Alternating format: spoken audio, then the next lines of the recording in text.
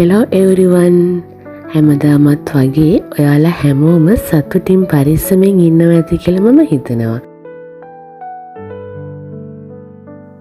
ඔන්න ඉතින් මාසෙකට විතර පස්සේ තමයි අපි මේ ගෙදර ආවේ. විතර පස්සේ නෙවෙයි. ඇත්තටම අවුරුද්දකට ගෙදර ඇවිත් ගියාට පස්සේ තමයි අපි මේ ගෙදර ආවේ. ඉතින් ඔන්න ගොඩාක් දවසකට නම් නෙවෙයි මේ පාර ගෙදර ආවේ. ඒ වුණාට මට හිතුණා පොඩියට හරි ව්ලොග් එකක් නම් රෙකෝඩ් කරගන්න ඕනේ කියලා. මේ දවස්වල ඉතින් මෙහෙට නම් ලොකු වැස්සක් නැහැ. ටිකක් අවසර රස්නේ නම් වැඩි. ඉතින් කලින් දවසේ හවස තමයි අපි ගෙදර ආවේ. ඔන්න වීඩියෝ එක මම රෙකෝඩ් කරන්න පටන් ගත්තා ඊළඟ දවසේ උදේම. ඉතින් උදේම අපි නැගිටින්නත් කලින් අම්මයි තාත්තයි නම් ඉස්කෝලේ ගිහින් දවල් වෙනකන් නිදාගන්න නරක පුරුද්ද තාමත් මට තියෙන නිසා ඉතින් අම්මයි තාත්තයි ඉස්කෝලේ ගියාට පස්සේ තමයි මම අවදි වුණේ. අම්මා උදේට කෑම වේලා ගියාට හස්බන්ඩ් කිව්වා කුරක්කන් රොටි හදමු කියලා. ඉතින් එයාට දරලිපේ කුරක්කන් රොටි කන්න ඕනේ කියපු නිසා මම මේ විදිහට දරලිපේ කුරක්කන් රොටි හදාගන්න තමයි ලෑස්ති කළේ. මම නම් ඇත්තටම කුරක්කන් රොටි කන්නේ තරම් ආස කෙනෙක් නෙවෙයි. ඒත් අපේ අම්මා කිරිමාළු උයලා ගිහින් තිබුණ නිසා තමයි මේ කුරක්කන් රොටි කන්න වැඩිපුරමත් ආසාව ඇති වුණේ.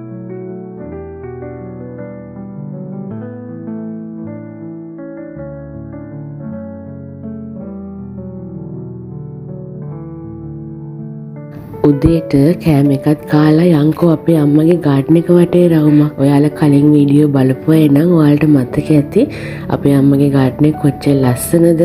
ගාඩන් එකේ වැඩිපුරම තියෙන්නේ ඇන්තෝරියම් මල් කියන එකත්. ඉතින් එයා හරිම ආසාවෙන් හදන මල් වර්ගය තමයි ඇන්තෝරියම්. ඉතින් ඊට අමතරව මේ දවස්වල අවුව වැඩි නිසා තව ලස්සන මල් ගොඩකුත් පිපිලා තියෙනවා.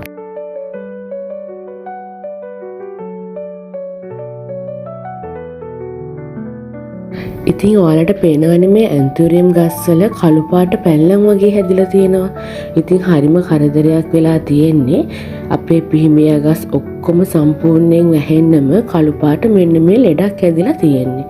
ඉතින් ඒවා කපලා අයින් කරත් ගස් යට තිබුණ මේ පෝච්චි වලට වැටිලා කොළ ඔක්කොම කළු පාට වෙලා තමයි තියෙන්නේ. ඉතින් අලුතෙන් එන මල් හැර පරණ ගස් ඔක්කොම මේ වගේ කළු පාට වෙලා ඒක කැතටම තියෙනවා.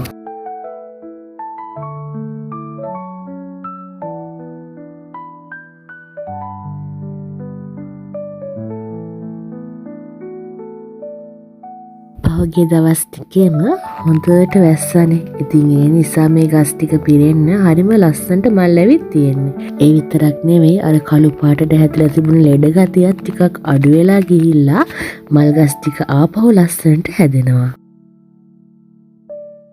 ඉතින් අපේ අම්මගාව වැඩිපුරම තියෙන මෙන්න මේ රෙඩ් කලර් එකේ ඇන්තෝරියම් එකයි ඔරෙන්ජ් කලර් එකේ ඇන්තෝරියම් එකයි.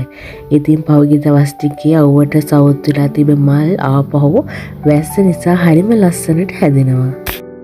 ඉතින් මල් වලට ආස ඔයාලා දන්නවා ලස්සන ගාඩන් එකක් මේන්ටේන් කරන්න ඔයාලා කොච්චර මහන්සි වෙන්න ඕනද කියලා. විශේෂයෙන්ම පායන කාලෙට ඉතින් මල් ගස් වල පන තියාගන්න, ඒ කියන්නේ මල් ගස් වල ලස්සන තියාගන්න කොච්චර වතුර දාන්න ඕනද, මල් එන්නේ නැති කාලවලට මල් වලට සාත්තු කරලා ඒ වගේ මල් ගන්න කොහොමද? ওই දේවල් ගැන ඉතින් ගාඩන් වලට ආසයි ගොඩාක් හිතනවා.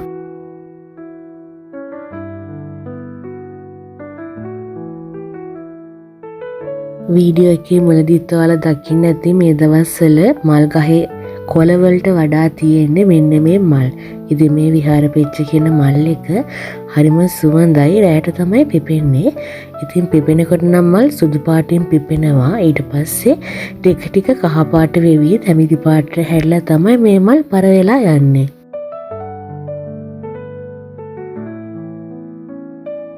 ඉතින් මේ මල් ගහේ හැම කාලෙම මල් පිපෙන්නේ නැහැ. ඒ විතරක් නෙවෙයි මේ අතු පැල කරලා පැල හදා ගන්නත් හරිම අමාරුයි. අපි ඉතින් කලින් වතාවක් අතු බැඳලත් පැල හදා ගන්න try කරා. වැස්ස කාලේ අතු හිටවල පැල හදා ගන්න try කරා. ඒ වුණාට එක පැලයක්වත් හදා ගන්න බැරි වුණා.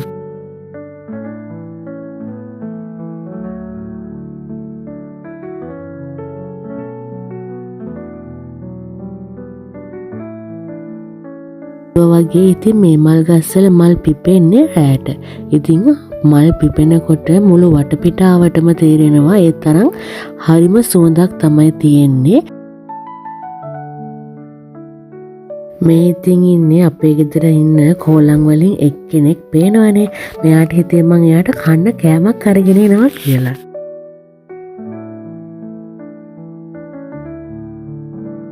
ඉතින් ටිකක් හවස් වෙලා අපි දෙන්නත් එක්ක ටවුන් එකට ගියා. බඩු වගේක් තියෙනවා ඒ ටික අරගෙන එන්න.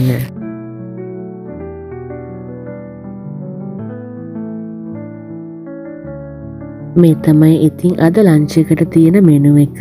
කිරි මාළුයි පොල් සම්බෝලයි මෑකරලුයි. මේ ඉතින් ඉන්නේ අපේ ගෙදර අයිතිකාරයා. මේ දවස්වල හරිම චණ්ඩිකමෙන් තමයි කාලය ගෙවන්නේ. පේනවනේ මූණ හැටි නාහි තුවාල කරගෙන. ඉතින් මේ ඉන්නේ එයාගේ සිංහාසනයේ උඩට වෙලා. පේනවනේ මේ පුටුව එයාටම වෙන් කරලා තියෙන වෙනම රෙද්දක් එහෙම දාලා.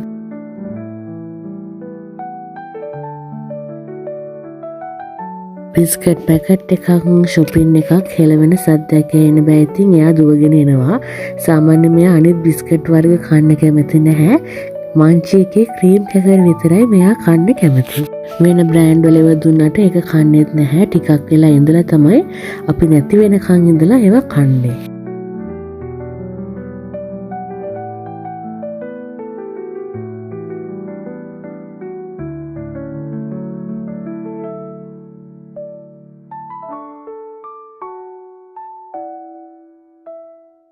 අපි දවල් ටවුන් ගිය වෙලේ තමයි මෙන්න මේ බන් එක අරගෙන ආවේ කීල්ස් එකෙන්. මේව තියෙනවා දැක්කට ඉතින් අපි සාමාන්‍යයෙන් මේ වගේ දේවල් ගෑනෙන්නේ නැහනේ. ඒත් මට නිකමට හිතුණා මේ බන් එක අරගන්න. ඇත්තටම අපි නොහිතුවාට ඒක හරිම රසයි. ඉතින් ටී එකක් එක්ක හරියට මැච් වෙනවා. ඉතින් හෝර්ලික්ස් දාලා කිරි දෙකක් හදාගත්ත අපි. ඒකත් එක්ක හරිම රසයි. ඒ එක්කම ඉතින් වෙලාවක් නොගෙනම අපි ඩිනර් එකත් රෙඩි කරා. ඩිනර් එකට අපි හැදුවේ පැස්තා එකක්. චීස් පැස්තා එකක් තමයි හදන්නේ. ඒ වුණාට ඒකට චීස් එකම වැඩිපුර ඇඩ් කරේ නැහැ. ඔන්න ඔය විදිහට තමයි ඉතින් රෑට පැස්තා එකත් හදාගත්තේ. ගෙදර ආවම ඉතින් පුළුවන් හැම වෙලාවම අපි බෝධි පූජාවටත් යනවා. අදත් හවස බෝධි පූජාවට ගිහින් ඉඳලා පූජාවක් තියලා වැඳලා තමයි ආවේ. ඉතින් අද අපි වීඩියෝ එක මෙතනින් ඉවර කරනවා. ඉක්මනටම ආයෙත් ලස්සන වීඩියෝ එකක් අරගෙන එන්නම්කෝ. එතකන් ඉතින් ඔයාලා හැමෝමත් පරිස්සමෙන් සතුටින් ඉන්න.